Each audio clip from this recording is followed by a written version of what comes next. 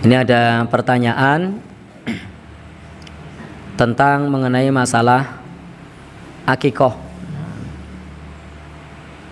Baik, bahwa akikoh ini adalah syariat Nabi kita, sunnah Nabi kita Sallallahu Alaihi Wasallam. Beliau menganjurkan tutbahu yaumas sabi'i, disembelihkan pada hari yang ke-7.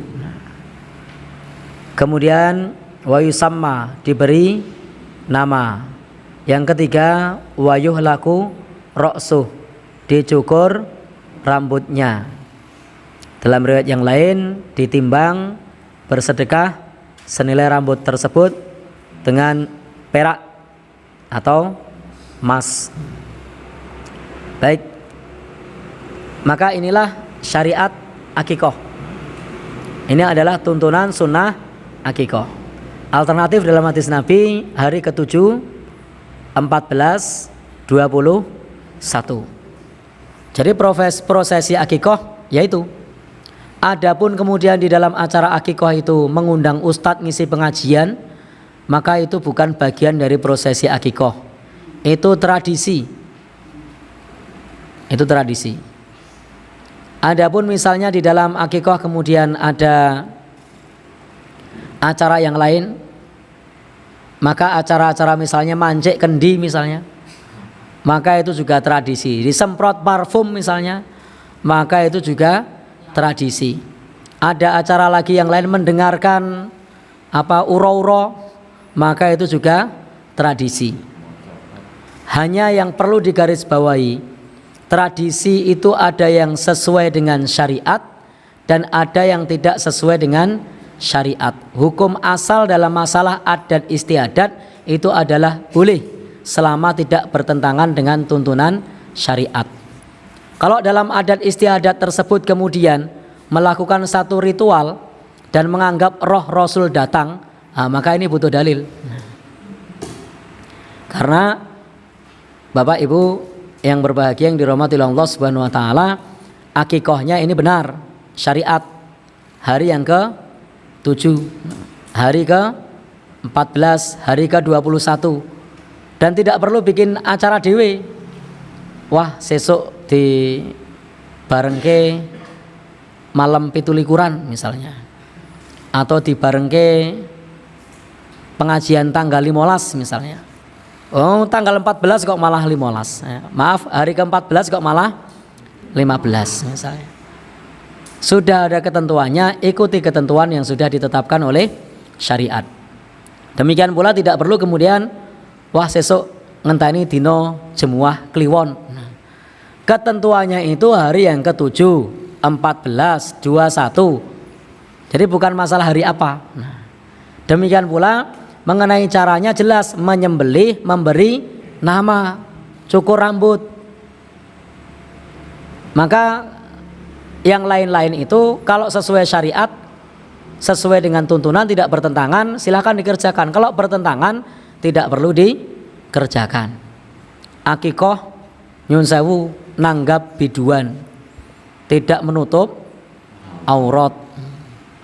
Walaupun syairnya mungkin bagus, syairnya perdamaian, tapi yang nyanyi orang nutup aurat.